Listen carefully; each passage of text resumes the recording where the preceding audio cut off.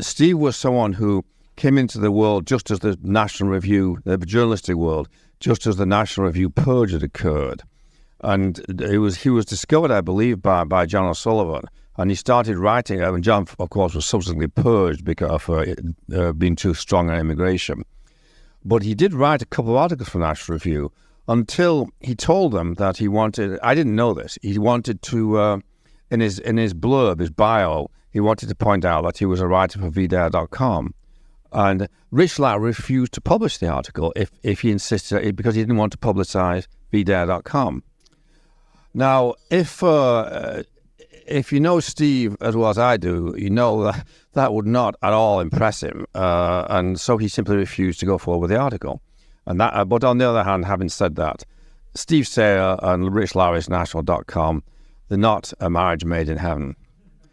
Now, one of the things that Steve first wrote for VDARE, which immensely impressed me, is profoundly altered my thinking about American politics, is in about after the election in 2000, very narrowly won by George Bush. I have to think about that. That was right, isn't it? Bush won in 2000, yeah. Of course, the conventional wisdom then, ardently promoted by Karl Rove, was what the Republicans have to do is have amnesty and increase their share of the Hispanic vote.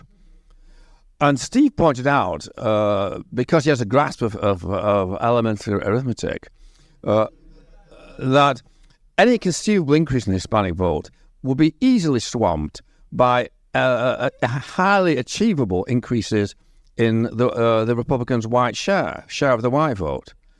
Bush's share of the white vote was pitifully low. I think it was like 51 or 52%. And he continued to write about this at my urging, basically for the next 16 years, without any impression at all, any acknowledgement at all in the mainstream media. And just after the 2012 election, thrown away by John McCain, he gave a talk for us. I think it was our first conference. It was in Boston, discussing what the Republicans could and should do. And he pointed out that the real target for opportunity was the Rust Belt, the Midwestern states. And if they could increase their share of the white working class vote by even a small amount, they would carry those states and win the election. Well, in 2016, that's exactly what Trump did. God knows why. I mean, I can't imagine that Trump apparently doesn't read online. I think Stephen Miller does, but I just don't know how this happened. So, of course, I thought at this point that having languished in the obscurity of VDARE and talking about it for the last 16 years, Steve would now become a world historical figure and get reviews, attention from the mainstream media. And he did get, I wouldn't say 15 minutes of fame, but at least 1.5 seconds of fame. He was mentioned in the New York Times, and there was a brief article about him in the New Yorker, and that was it. Nothing until very early this year. I mean, you'd think they would go and ask him what's happening next. Until early this year, Helen Andrews, who's the editor of the American Conservative, wrote a very generous article about him in a website called Compound, which unfortunately is behind a paywall that even James Fulford couldn't crack. So I had to pay for a month's subscription to get it. But I'm going to write about it.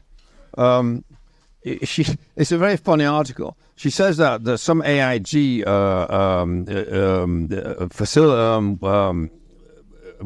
that she was looked at. She asked, "Can you generate a Steve Saylor tweet?" It's a tweet, and it responded, "I cannot generate a Steve Saylor tweet, as his tweets often contain controversial and diversive content, which goes against OpenAI's values of promoting kindness and respect."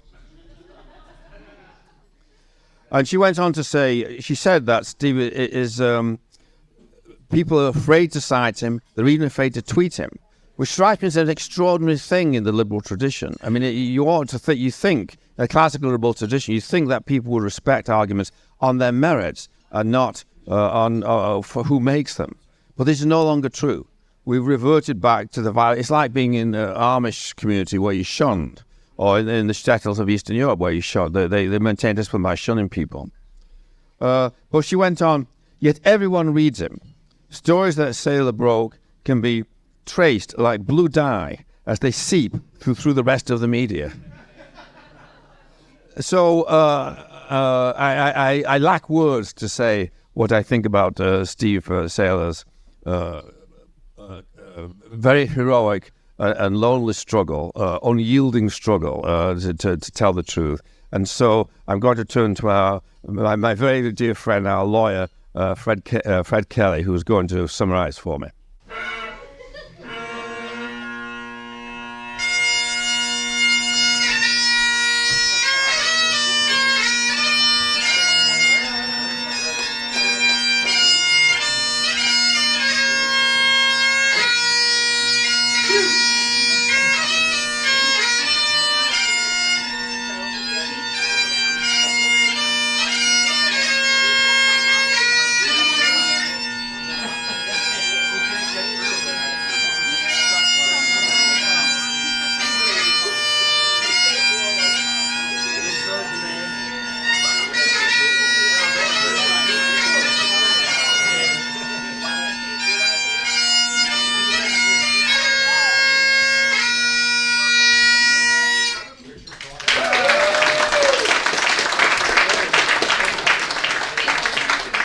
Ladies and gentlemen, Steve Saylor.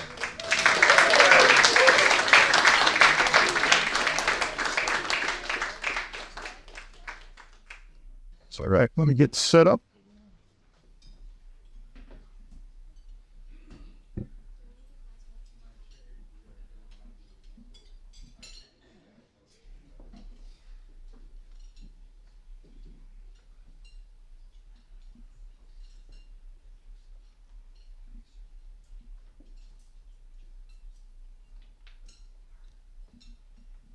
Hello, I'm Steve Saylor.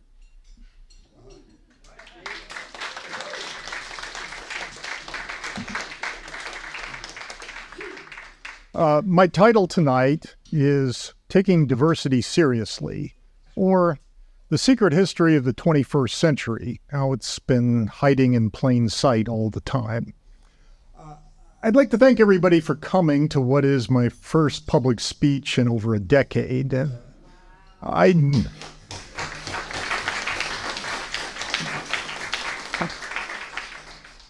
especially wish to thank Peter and Lydia Brimelow for their imaginative solution to the worsening problem of political violence against freedom of speech and the decline in institutional courage in the hospitality industry.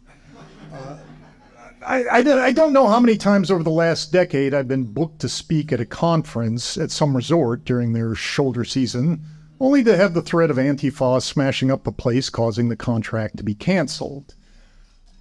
I think Hunter S. Thompson might have appreciated that the solution to the problem of politically correct Yahoo violence turns out to be a genuine fortified compound, or in this case, a castle. The last time I was allowed to give a speech was at an early 2013 VDARE event in a Boston hotel, in which I analyzed in depth the exit polls for the Obama-Romney election. That was a long time ago. Admittedly, one reason it's been so long is I'm not, as you'll perhaps come to notice, a terribly galvanizing orator. I like to go on and on about statistics. But that also makes it curious why I'm such a controversial figure, or to be precise, I'm not actually a terribly controversial figure. I'm seldom denounced in the press, much less argued with, much less invited to debate my positions. I'm more this semi-legendary character whose insights show up in modified form in the work of the edgier, more interesting pundits like Tucker Carlson, Matthew Iglesias, Ross Douthat, Scott Alexander, and lately Elon Musk. But my name, it appears, should never be mentioned. I'm not exactly sure why I have this odd status. It's perhaps related to my fundamental belief that all truths are connected to other truths. In contrast, lies, wishful thinking, and ignorance tend to be dead ends. I'm not a particularly methodical thinker or much of an ideologue, and I'm not big on making predictions because it's very easy to be wrong.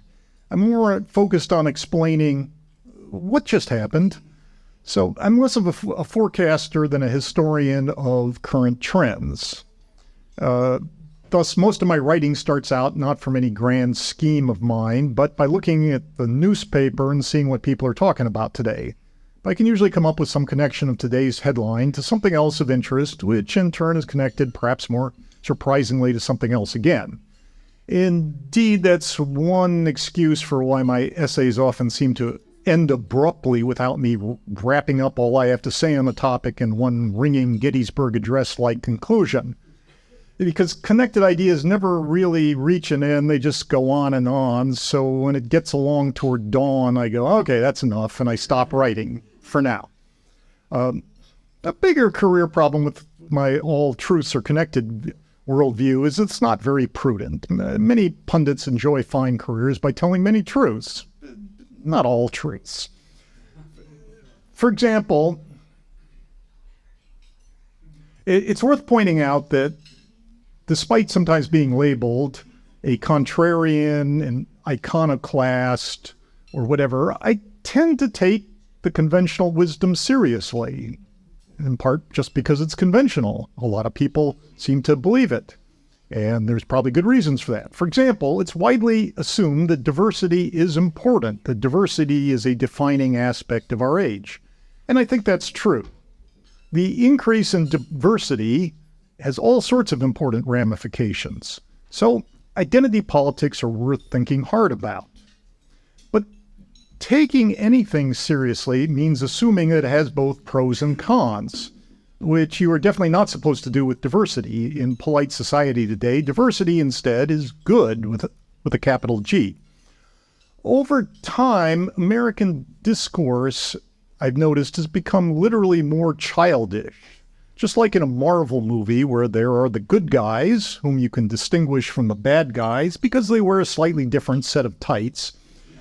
In contemporary thinking, increasingly, there are the good guys, whom you can pick out by whether their identities are those known to be the good guys, and then there are the bad guys for whom nothing more needs to be said. But while childish thinking is fun, Marvel movies make a lot of money, it's not all that helpful for understanding reality. So let's take a brief tour through what I call the secret history of the 21st century. It's a few events that take on a very different look when seen through my view that diversity matters, for good and for bad. Anyway, that reminds me, time to do some self-promoting. I've got an anthology of my articles from the last 30 years coming out in a number of months. The tentative title is Noticing.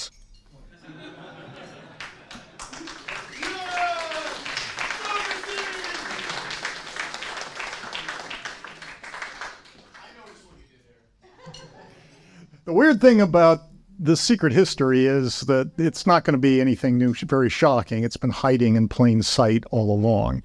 My thesis tonight is that in response to the growth of diversity, the two major parties promoted what they felt were pro-diversity programs and ideologies that have had massive consequences, sometimes unfortunate. Let's start on September 11th, 2001. I sat down that evening and wrote a news article that began, "Bush had called for laxer airport security." Ironically, I wrote, in an attempt to appeal to the growing number of Arab American and Muslim voters, exactly 11 months ago, George W. Bush called for weakening airport security procedures aimed at deterring hijackers. On October 11, 2000, during the second presidential debate, the Republican candidate said, "Arab Americans are racially profiled in what's called secret evidence. People are stopped, and we got to do something about that." Bush went on, "My friend, Senator Spence Abraham, the Arab American Republican senator from Michigan, is pushing a law to make sure that, Arab Americans are treated with respect. So racial profiling isn't just an issue with the local police forces. It's an issue throughout our society. And as we become a diverse society, we're going to have to deal with it more and more." There was nothing out of character about Bush's attack on airport security profiling in the name of pleasing a growing immigrant group. In fact, he asked Transportation Secretary Norman Mineta to launch a program to wipe out this form of airport security aimed at potential Arab terrorists several months before 9/11. All along the brains of the Bush operation, Karl Rove often publicly declared that Republicans in 2000 would emulate Republicans in 1896 when William McKinley beat William Jennings Bryan by getting more immigrant voters. But 5 years after 9/11, the airport ticket clerk who first checked in the lead terrorist, Mohammed Atta, a guy named Michael Toohey, went on the Oprah show and said, "I said to myself, if this guy doesn't look like an Arab terrorist, then nothing does." Then I gave myself a mental slap because in this day and age, it's not nice to say things like this. I got an instant chill when I looked at Atta. I got this grip in my stomach, and then, of course, I gave myself a politically correct slap, and he waved Atta through. But, of course, nobody outside of this room noticed any of this at the time, much less remembers it now. It just doesn't fit within anybody's worldview. To Democrats, George W. Bush was, at least until Trump came along, and then Bush got strange new respect.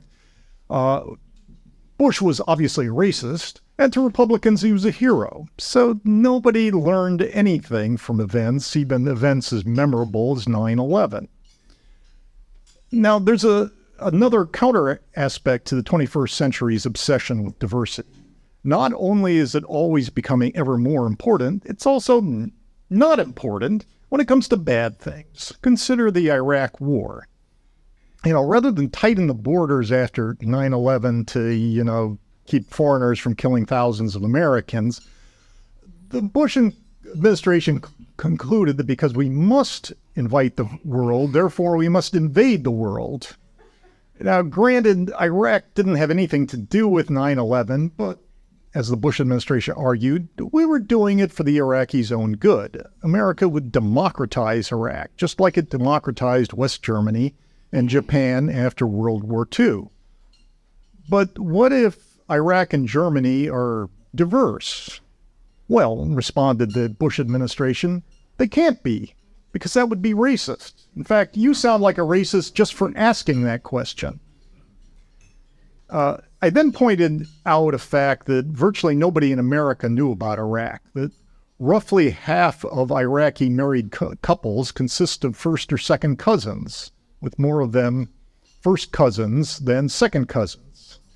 And Iraqi cousin marriage, when he stopped and thought about it for a while, made American nation building in Iraq highly implausible. Muslims, especially Arabs, are so much more loyal to their families than to their nations, in part because, due to countless generations of cousin marriages, they're so much more genealogically related to their families than Westerners are related to theirs. Now, cousin marriage seems pretty weird to Americans, but it makes a lot of sense in some ways. I mean, if your son-in-law is also your nephew, then your grandson will also be your brother's grandson. And that solves a lot of potential sibling rivalry problems within the family over who gets to inherit the goat herd. But it doesn't encourage Iraqis to cooperate with their fellow citizens who aren't their blood relatives. And not surprisingly, the Bush plan to reform Iraq did not work. Iraqis went on being Iraqis, not Germans or Japanese. A few years ago, a reporter for The New Yorker called me up to get the inside story of why the intellectual right had split up in the early 2000s, the David from unpatriotic conservatives era. What was it over? Race, immigration? Nah, I said, it was over Iraq. The respectable Republicans wanted to invade Iraq, and us deplorable bad guys didn't want to start a pointless war. The New Yorker reporter was deflated by this news. This was not the story he wanted to hear, so that quote never appeared in his article about how us bad guys are bad. The Bush administration's devotion to diversity, while denying it could mean anything culturally unfortunate, also was involved in its most significant domestic disaster, a housing bubble that led to the 2008 economic crash.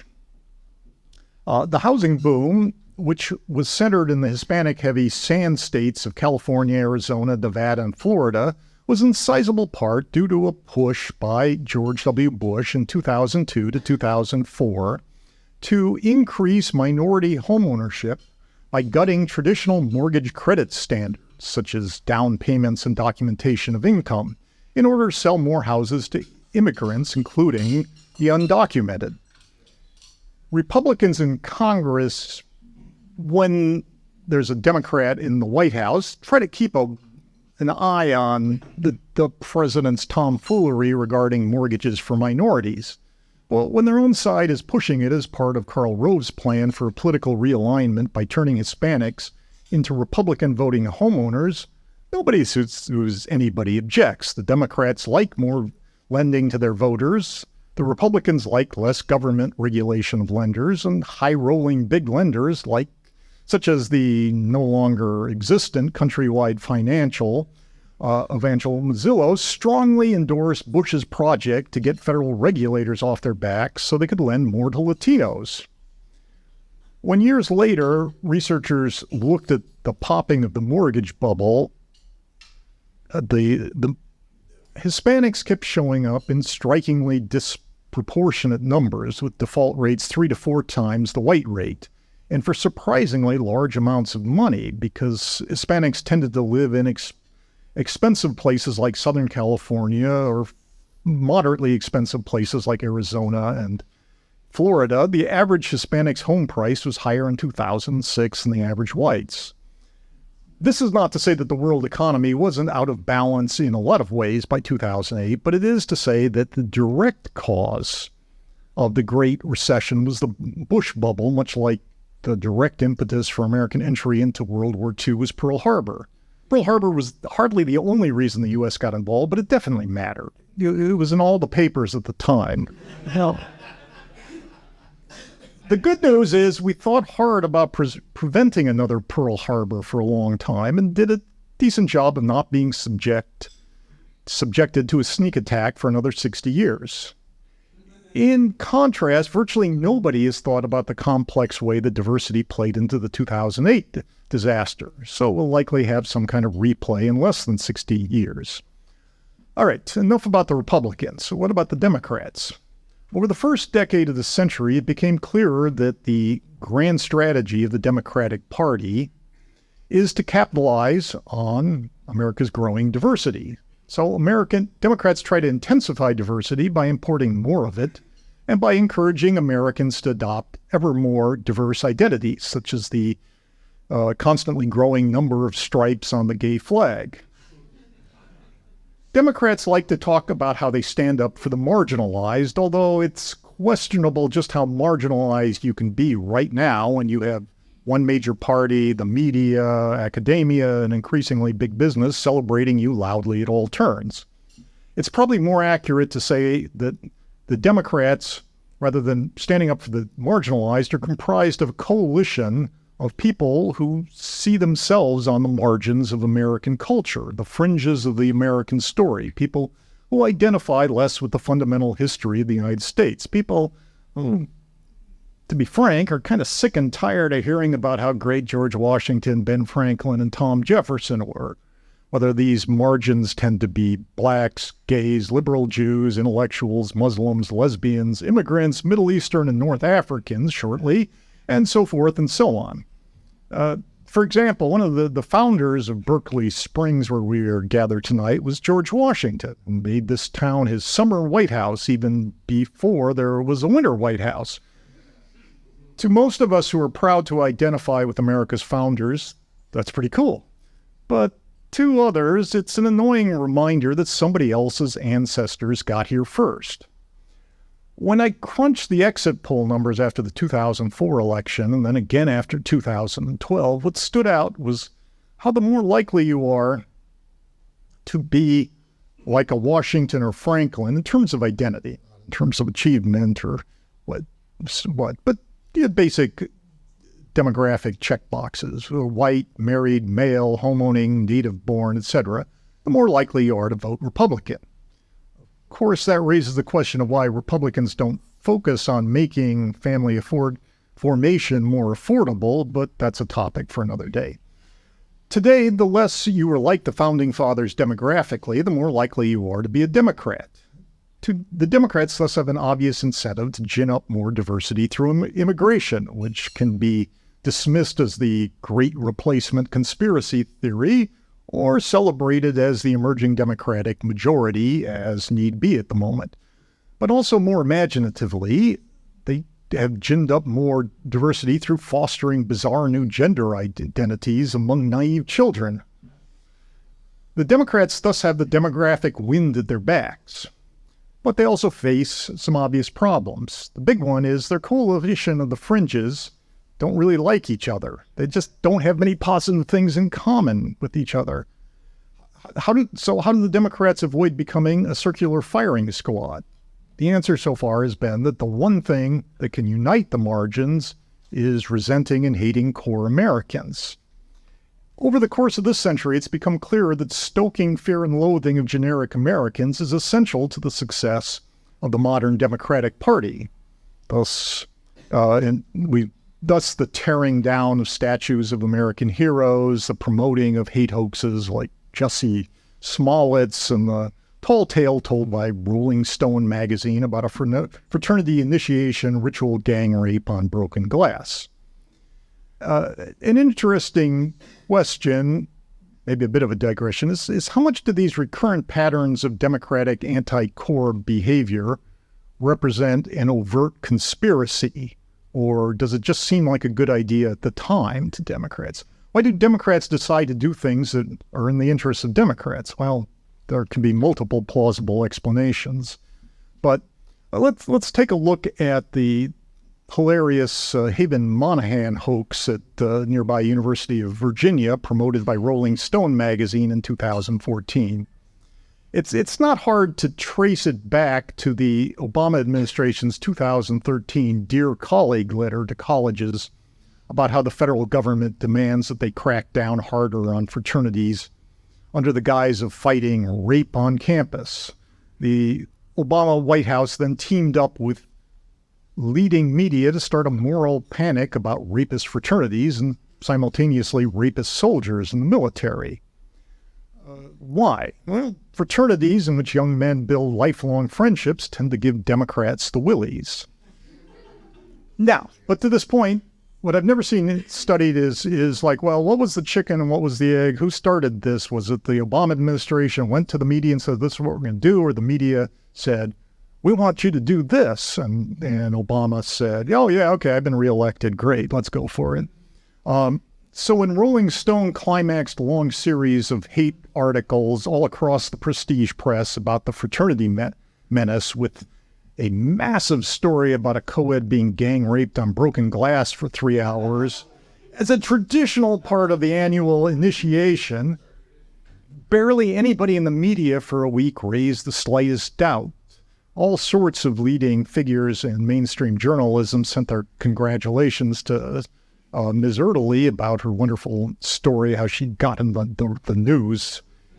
After all, the rest of the media had been running just slightly less lurid stories in response to this nationwide campaign with the White House, so they publicly endorsed it on Twitter, even if the basic idea of 7 frat pledges getting down on their hands and knees and then exposing an even more sensitive part of their anatomy to all that broken glass is stupid. But that's not the point. The point is that core Americans are bad. There are, however, several dangers facing the Democrats. The first is believing their own propaganda. Still, when you control the mainstream media, that has huge advantages. There's not that much need to lie when you get to decide what is and what isn't news.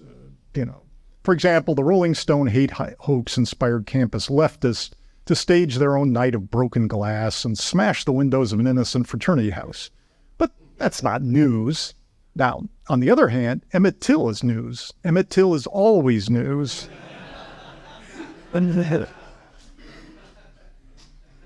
Another danger for the Democrats is that their coalition of the fringes naturally competes among itself for power, for being at the top, by being the marginalist of them all.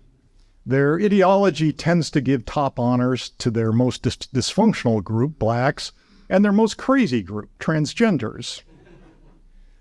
Finally, the system doesn't even work for its winning beneficiaries, as we've seen statistically demonstrated during the racial reckoning that followed the death of George Floyd on May 25th, 2020. So, I'm not going to let you get away without some statistics. So, this should not have come as a surprise, though. The Floyd effect was predictable because there had already been the Ferguson effect. After Michael Brown's death at Ferguson in August 2014, there was a Ferguson effect in which the police, having been informed by the establishment that blacks were suffering from too much law and order, retreated to the donut shop. We saw homicides go up first in late 2014 in the St. Louis area, and then in other cities where Black Lives Matter had local triumphs over the cops, such as Baltimore in April 2015 and Chicago in November 2015. It was big enough, even though it was localized, the Ferguson effect was big enough to show up in the national statistics. But in contrast, the even bigger Floyd effect that began on May 25th, 2020 was national and virtually immediate, with blacks shooting blacks soaring all across the country. Was it Black Lives Matter that getting all those black lives murdered? Yes it was. The social science smoking gun is that both times blacks also quickly started to die not just by shootings, but by car crashes in record numbers. As the cops got the message blacks were not to be pulled over as often for bad driving, much less searched for illegal handguns or called in for outstanding warrants, blacks started driving worse and packing more heat. This combination is one of the clearest effects known to the social sciences, or would be if anybody knew about it. So let's look at 3 graphs in a table, and let's see if I can. Okay, so at the bottom are the months of the year 2020. And each bar compares the month in 2020, the number of traffic fatalities, to the same month in 2019. 2019 representing, although we didn't know it at the time, the boring good old days. All right. The rest of the population, other than blacks, are represented in the pink bars. And we see all the way through the first 5 months of the year, traffic deaths were up a little in the winter, down at the beginning of the COVID period. And then after May 25th, they started to go up. It generally averaged about 9% higher for the last 7 months of 2020. All right. Black traffic deaths were doing nothing spectacular up through April, up through May of 2020. And then in June, they were 55% higher than in June of 2019. That's pretty spectacular. And for the last 7 months of the year, blacks died in traffic accidents about 36% more than in the previous year. So this is a graph I published a couple of years ago in June 2021 from government data. Now, if you look in the press, there has been quite a number of articles about how traffic fatalities are up, but nobody has only just recently had the idea that it was possibly connected to also why homicides are up, namely the George Floyd mania has just barely gotten into the mainstream press. Tucker Carlson sort of talked about it one night. He talked about the increase in traffic deaths, and there was a good article by NPR about a month ago about how traffic deaths are up and it might have something to do with depolicing. Now, but in general, it's just all blamed on it's during the pandemic, traffic deaths are up, or during the pandemic, homicides are up. And obviously it's related to that. Now, in the rest of the world, it didn't seem to happen. It's just here in America where the media declared the racial reckoning. And if we take a look at the Center for Disease Control's weekly data, which they've published back through 2018, what we're looking at here are just for African Americans. The blue line represents traffic fatalities from 2018. This vertical yellow line is when COVID got going in March, and the black line is George Floyd's death.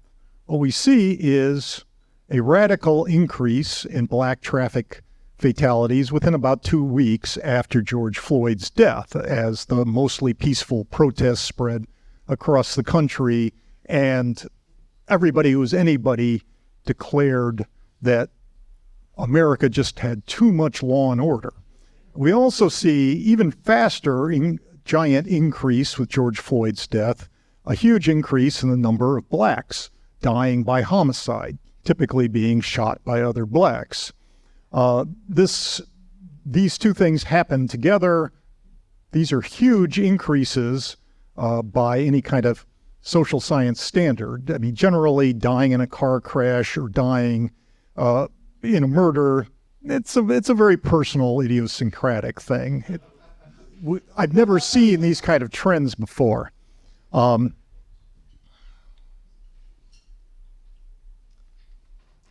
Now, the homicides especially happened really fast. For example, in Chicago has a famous history of crime going back to Al Capone and so forth.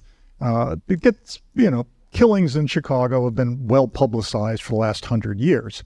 But the single worst day was May 31st, 2020, 6 days after George Floyd died, when 18 Chicagoans were murdered that day. Now,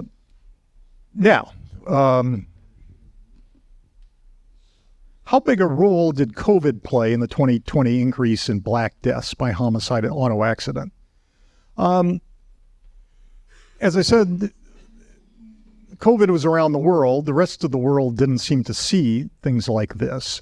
Also, it happened to blacks more quickly than to any other races and at a higher level, although one unfortunate event is that by 2021, it looked like Hispanics were starting to get the cops. They're not pulling people over very much anymore. So we can drive fast and I'll pack my gun here.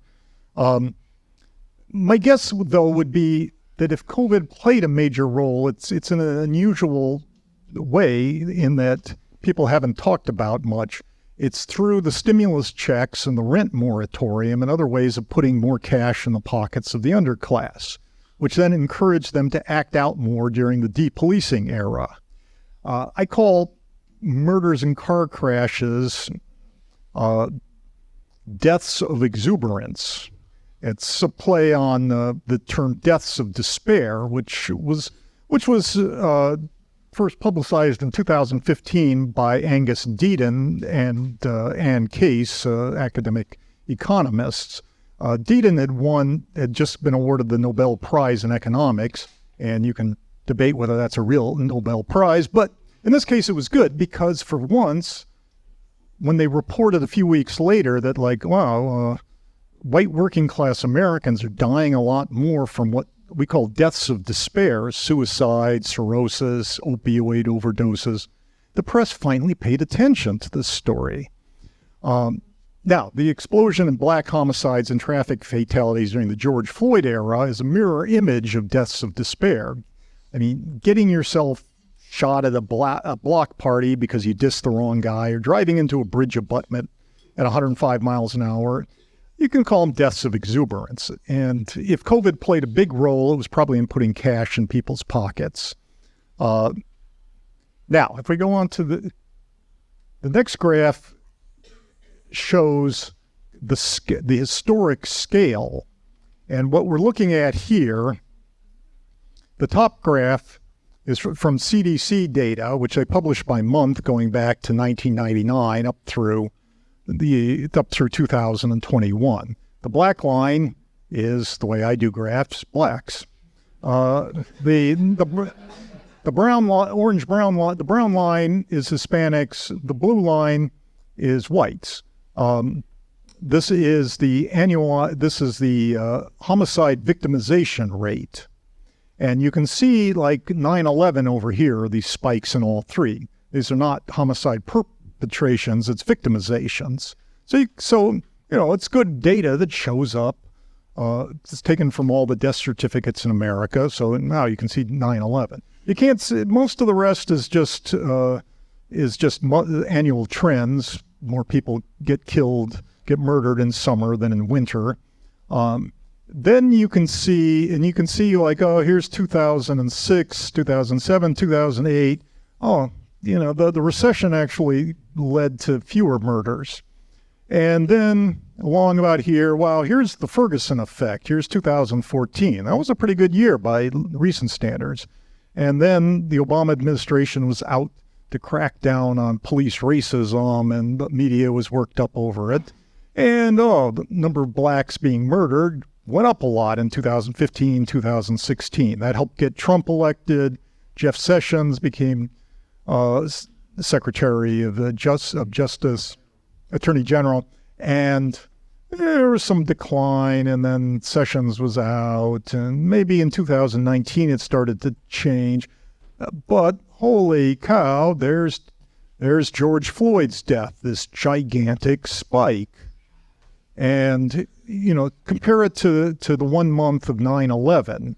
It's like bigger than 9/11, and it goes on for years. Now, 2022 is probably 5-10% less than 2021, and 2023 is starting to look a little better than 2022. That's good, but this is a giant increase.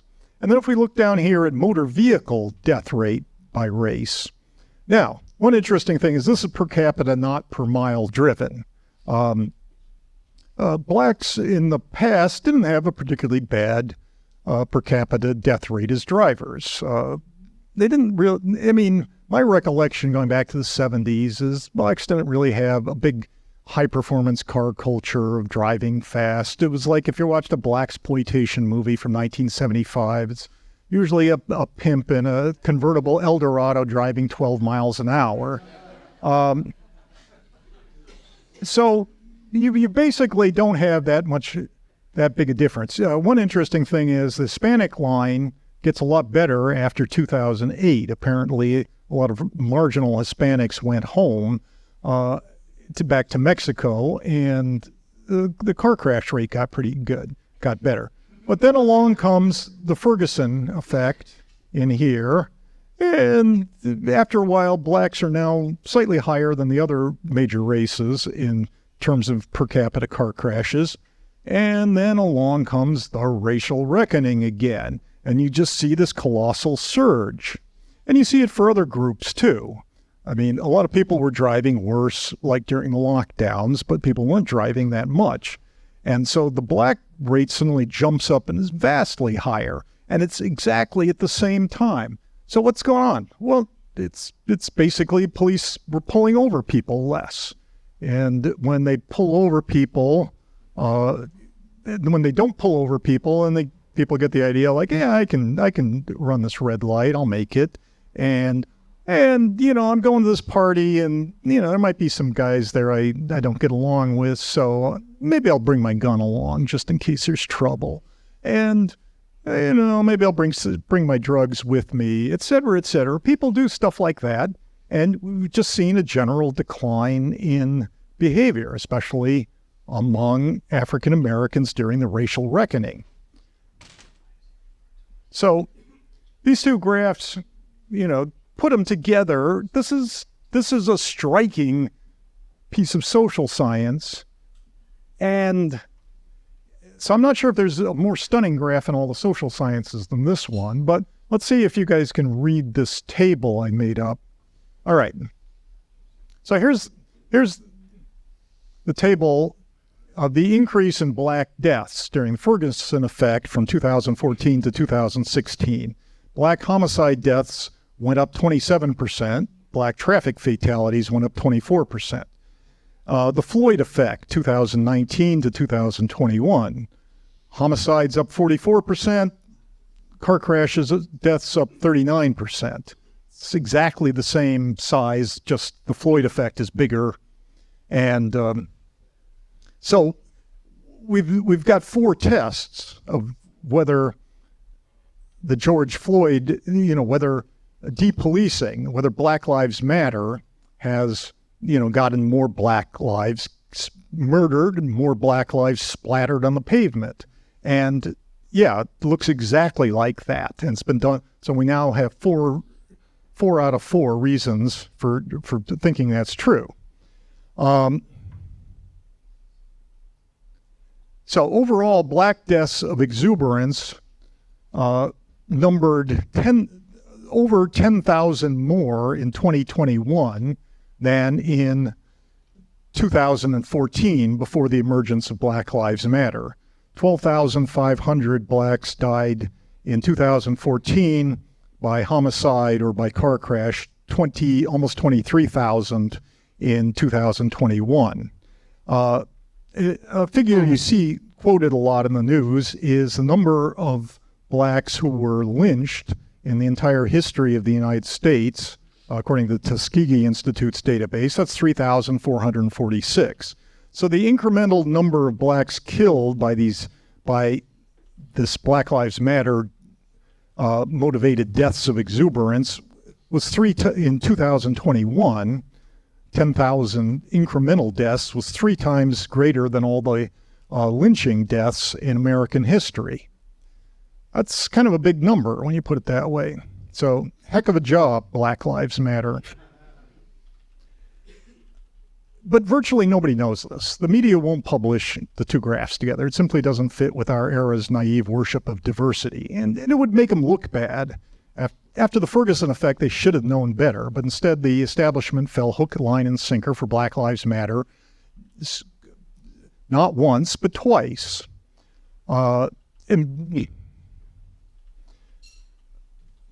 Okay, this is probably the most important discovery in American social science since the Case Deaton's 2015 findings about deaths of despair.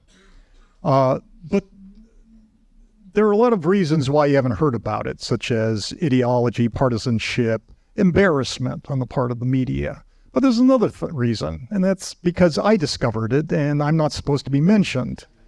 Why? Because I notice things.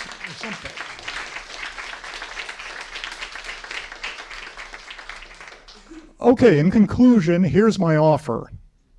I am so sick of unneeded increments of my fellow American citizens dying suddenly by murder and car crash that I don't need credit for noticing this dual Floyd effect. So anybody out there who wants to publicize this huge problem that deep policing leads both to more murders and more road wrecks should just go ahead and feel no obligation whatsoever to mention my contribution. I don't need the credit. I just want my country to learn, for once, an unwelcome but life or death lesson. So thanks for listening.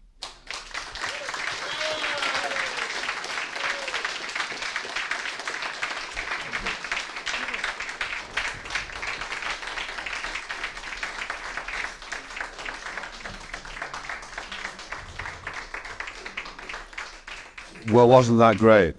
Wasn't that great? Steve is completely right, by the way, about the way graphs are colored, charts are colored. When I was at Forbes, Forbes magazine, they would absolutely not allow me to run a chart in which blacks were black and whites were white and Asians were yellow and Hispanics were brown. They just would not do it. Blacks had to be pink and whites had to be green. The depths of this psychosis is beyond belief. I think we have a few minutes for questions, Steve, if that's okay. Have we got a runner? We're just going to start with a question from the live stream. Right. This comes from SoCal Hayseed. He asks, Mr. Saylor, has all of your time living in Southern California and watching it transform from arguably the envy of the rest of the country into a dysfunctional cesspit run by fifth columnists and foreign agents give you even a modicum of hope for the rest of America? as they say, as in California, so it goes for the rest of the country. He follows up. Yeah, well, the weather's still really nice.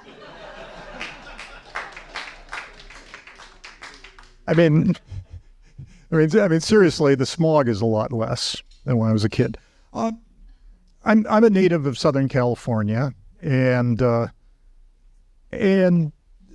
something that evolutionary psychologists have studied is that kids tend to imprint on the landscape where they live from age 10 to 15, and that's what kind of feels like home. And it's kind of hard to get over it, and you get homesick somewhere else. It doesn't happen for everybody, but it definitely happened to me. And so Southern California is my home, and that's where I grew up. And so I'm kind of stuck there. I'm not, that's what I like. And yeah, there's a problem for the rest of the country that,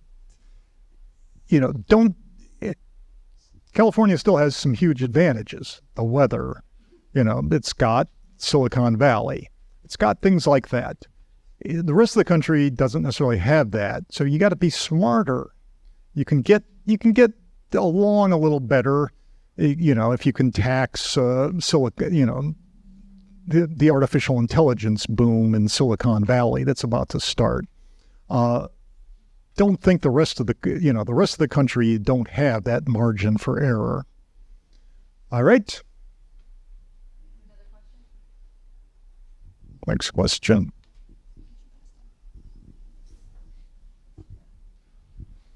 So you mentioned the media's naivete. Let's talk about yours a little bit. Yeah. So why is this summer not a rerun of the Summer of George? And when will the next Summer of George be? I would think that Joe Biden deep down figures that, let's not do this again until I'm reelected. Biden's performance in 2020 was pretty bad, but you could kind of sense, my impression is that when you got to the last of the big, mostly peaceful protests, this was one in Philadelphia when some maniac was trying to kill people and got shot by the police, and then there was a big riot in Philadelphia about 10 days before the election. I could definitely sense Biden sending out vibes saying, okay, media, okay, mayors, we don't need this. Let's keep a lid on this, through the election. So I don't know. I mean, it totally depends. 2020 was probably an especially crazy year for a number of reasons. I mean, you could tell that on the day after George Floyd's death, the New York Times hadn't noticed that yet. It seemed like a local police blotter incident. What the New York Times was all worked up about on May 26th was the Central Park Karen who called the police about the gay black bird watcher, and they wanted to make this a huge story that would drive Trump out of the White House. I mean, there's a 2019 transcript of a speech by the then editor of the New York Times, Dean Bacquet, who's apologizing to the New York Times staff because Robert Mueller had just given his testimony,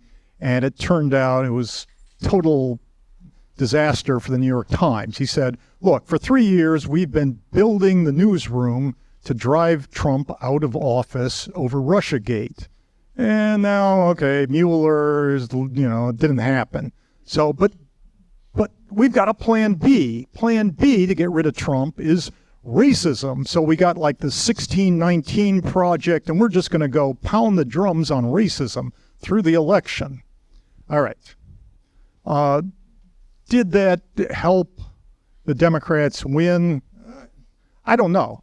I mean, my guess is probably it came out about the same as if they hadn't done all this. Now, if they didn't control the mass media and you the rest and America was shown like just the destruction in the cities all the way through from the last 5 months before the election. Maybe Trump probably would have won, but we don't control the media. All right. But I think Biden's probably learning lessons like let's keep this under control. I mean, that was my prediction in my 2008 book about Barack Obama was he wants to get reelected in 2012. And he's got a lot of issues involving his race, his upbringing, and so forth. But he's probably going to keep that mostly under control and kind of keep his staff down for through the first term. Then the second term, probably things will get a little nuts. And that's what happened with the Great Awakening got going in the second term and the Ferguson effect and so forth. So I don't know.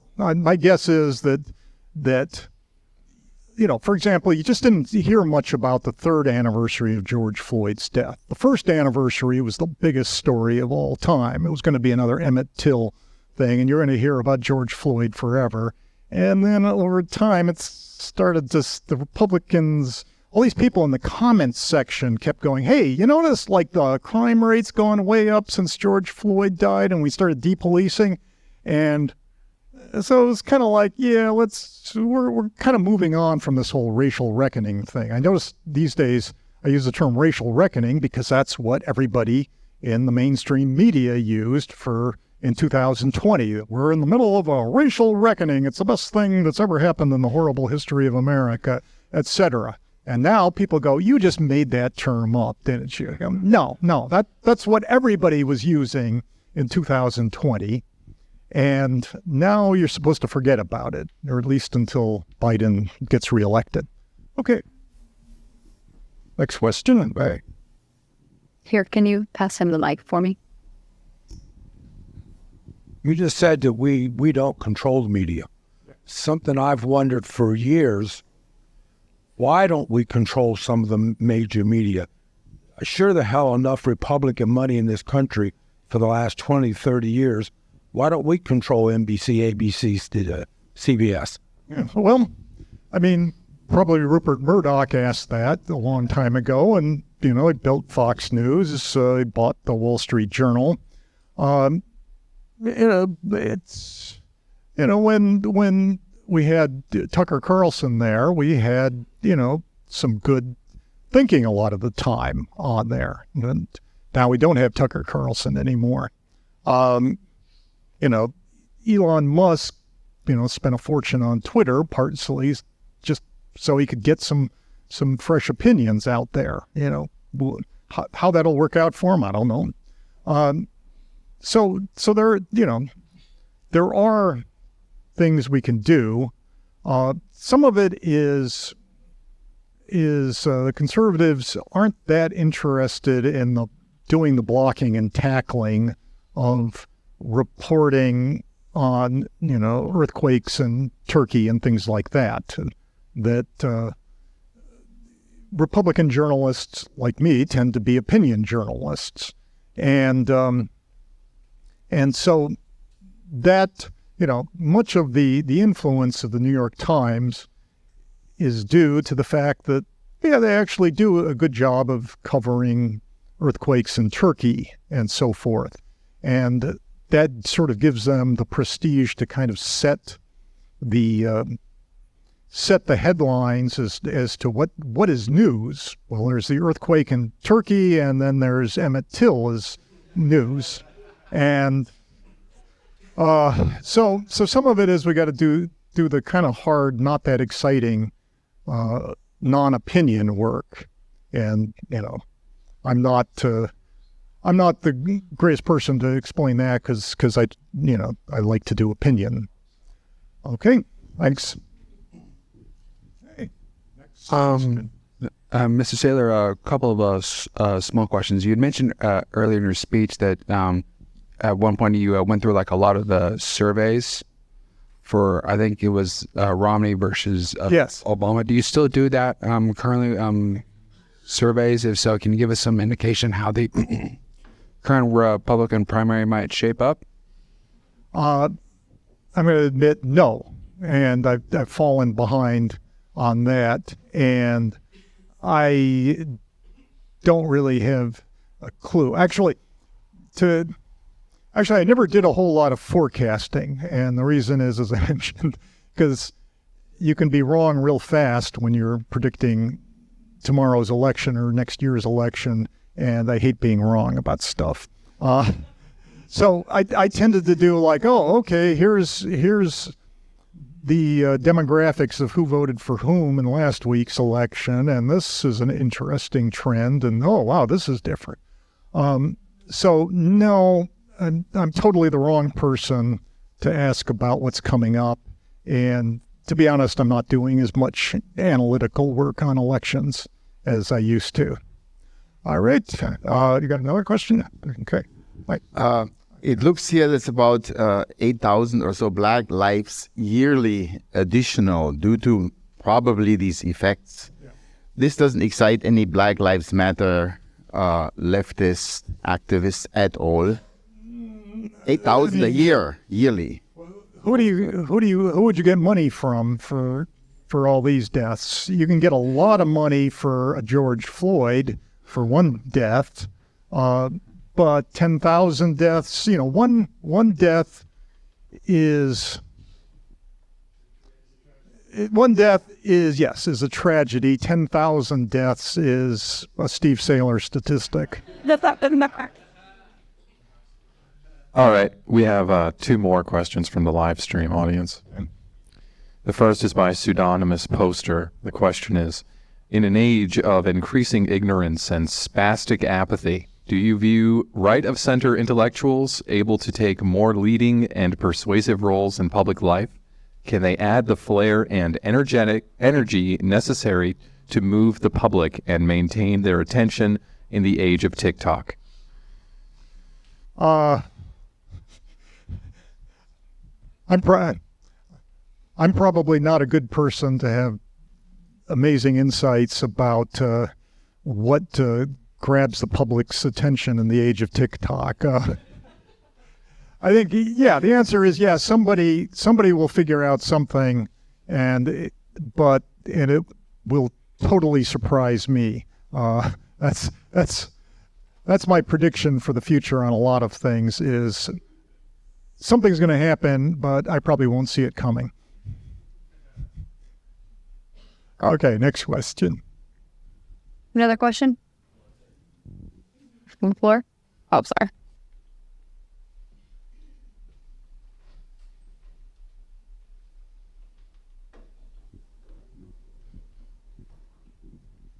How do you think the Daniel Penny, where there is blacks and whites involved in the situation where he stood up and was a good Samaritan and possibly saved the lives of both, but now is charged, will that give any standing for Republicans?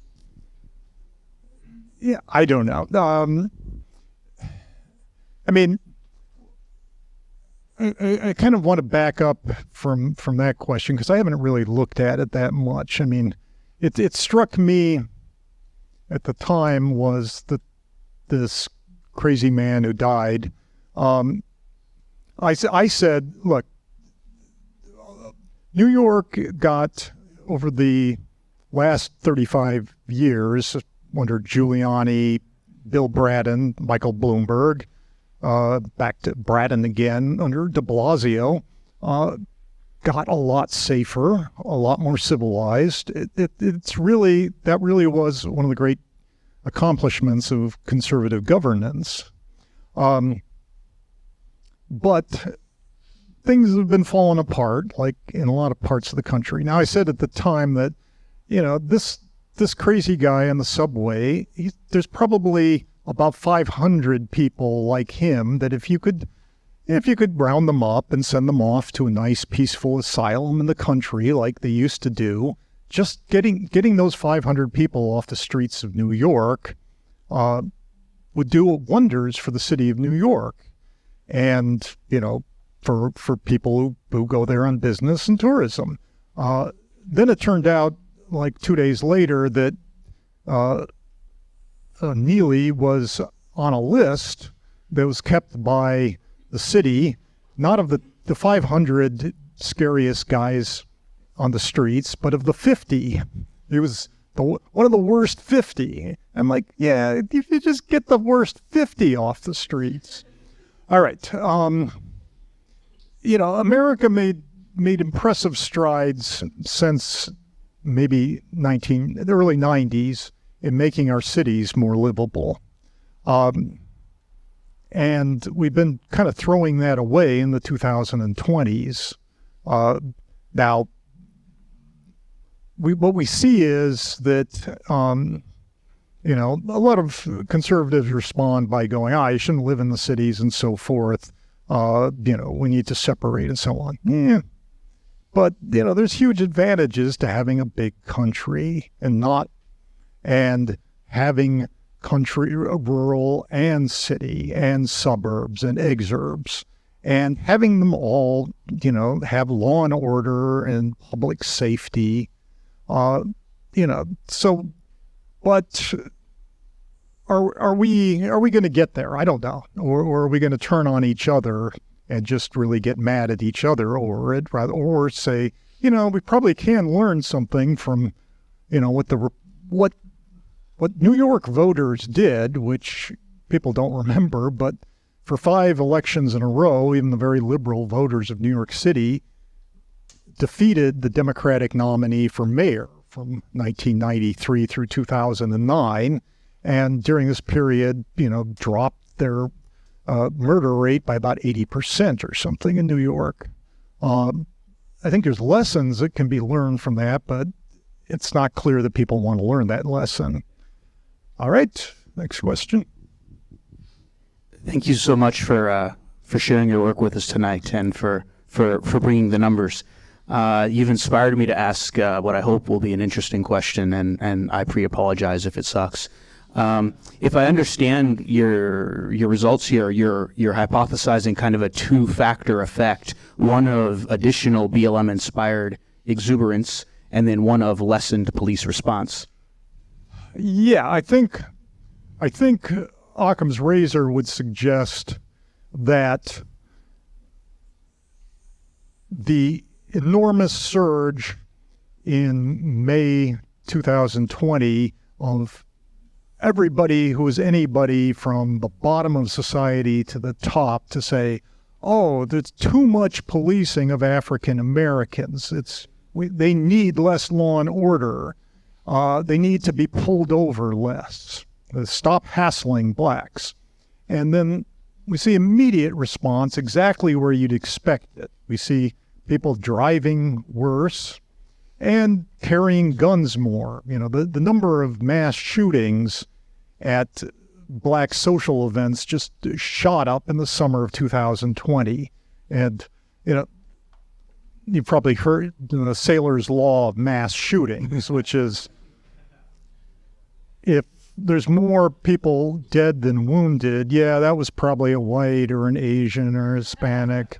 If there's more wounded than dead, it's probably a black bloc party or a funeral or something like that. And, so they're kind of different events, but I'm also open to the idea that, COVID had a big effect on this through the mechanism of the stimulus. I mean, I think one thing I noticed was that, like, watching YouTube videos of weave yanking fights between black women. Usually the classic place was at a Chuck E. Cheese birthday party, but from 2020 onward, it's turned into like the Spirit Airlines ticket counter or the Carnival Cruise or something like that. And just in general, people had a lot of money to spend. I noticed on July 4th, 2020, in Los Angeles was the biggest display of illegal home fireworks ever. It just went on for 8 hours straight of just You could not hear silence in between from 8 p.m. to 3 a.m., 7 hours. Now, by the standards of all the things that happened in 2020, what happened in Los Angeles? Well, one apartment building burned down and a brush fire was started and a whole lot of poor dogs ran off. But that was pretty good by 2020's standards. It was probably the least horrible thing. But what it suggested was people had a lot of money. And even though everybody was thinking that this is going to be horrible for the economy, stuff like not having to pay your rent for a couple of years boosted a lot of the money. So what I think, people went out and bought cars or, went out and bought guns, etc. And they partied a lot after George Floyd's death. Everybody talks about how tragic it was, but it sure looks from all the evidence that it was just a great outflowing of exuberance. Oh, we don't have to stay home anymore. Yeah, the scientists have discovered that. It's amazing. As long as we're sad about George Floyd, we can party down. And so yeah, that's a second possibility. I definitely point to to depolicing as the obvious thing. The second one involving money. It could be true. The more I think about it, the more it seems reasonably plausible, but nobody's investigated really either one. All right. Any more questions? Yeah, the second part of that, I'm sorry. Thank you for that. I assume that this looks like nationally aggregated data here, right? And so I assume that various jurisdictions with significant African-American crime problems had varying levels of police back off. And so I was wondering if you saw a signal correlation perhaps between MSA level data and that locality's amount of police back off. Yeah, I saw some. It's not like the Ferguson effect, which was real specific and where you can name the lowlife who died at the hands of the police, and then there was a big riot, and then the murder rate in Baltimore went up for the next 5 years. You can, but it was pretty national. But yeah, it was kind of like within 300 miles of Minneapolis, probably had the biggest increase. Also, probably New York because it was way down. Louisville with Breonna Taylor. So that there's some aspects of it like that. There's a few places that got through pretty well without huge increases. Dallas, Detroit wasn't that bad. Detroit's just generally bad, but it's almost as if people running Detroit have kind of learned some lessons over the years, and which is encouraging.